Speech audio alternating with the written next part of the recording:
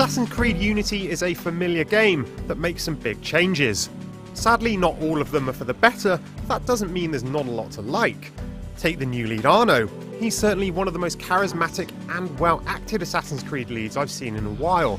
Cocksure, mischievous, and just enough of a jerk to still be lovable, but the story never quite exploits his charms to the fullest. It certainly tries though. Unity shies away from having a vast collection of ancillary characters, focusing instead upon its lead Arno and his love interest Elise. With less of those supporting characters around, many of whom tended to play a more light-hearted role, the story takes on a much darker tone. Just go. Please.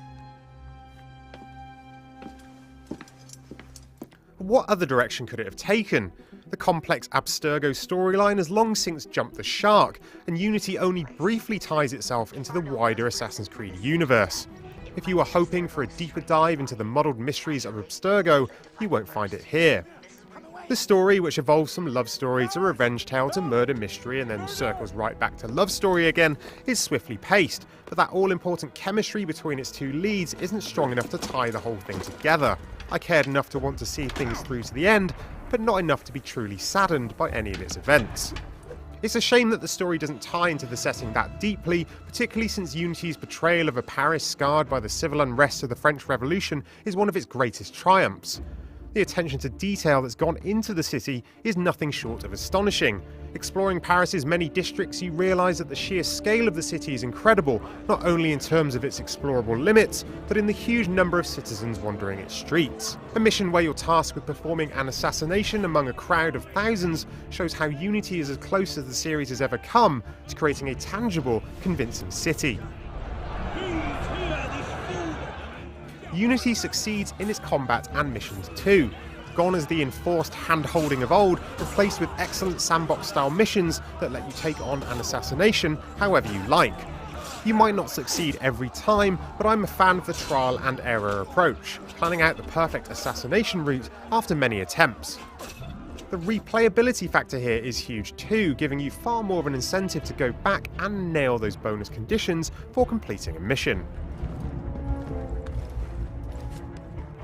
These sandboxes make up the bulk of Unity's missions, as well as the all-new 4-player co-op mode.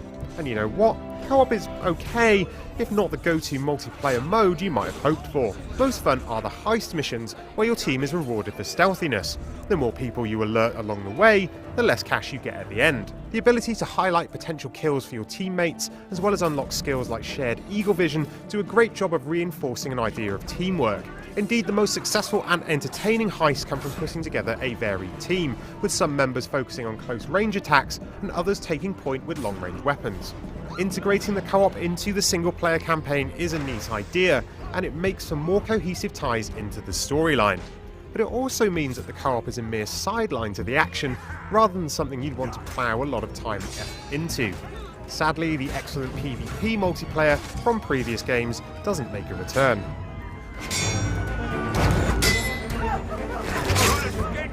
So what else is new?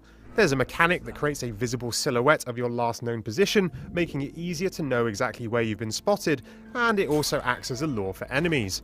There are also time anomaly missions to play through, which are neat platforming puzzles set in different periods of time. There's no more crafting to worry about, with skill points and hard cash letting you customise Arno to your heart's content, while more freeform parkour movement makes for fluid climbing, even if it sometimes frustratingly flakes out and puts you right in the path of an enemy. There are other irritations too. There's content that has to be unlocked by the web-based Assassin's Creed initiates or the painfully dull Assassin's Creed companion app. There are glitches that cause NPCs to randomly walk in mid-air or Arno to float between jumps. And despite whatever canonical reasons Ubisoft gives, it's really weird to wander around revolutionary Paris and have every conversation play out in a thick British accent. I know your heart is set on keeping the peace, but bringing Monsieur de la Serre's killer to justice would count for something, wouldn't it? Yes, it would.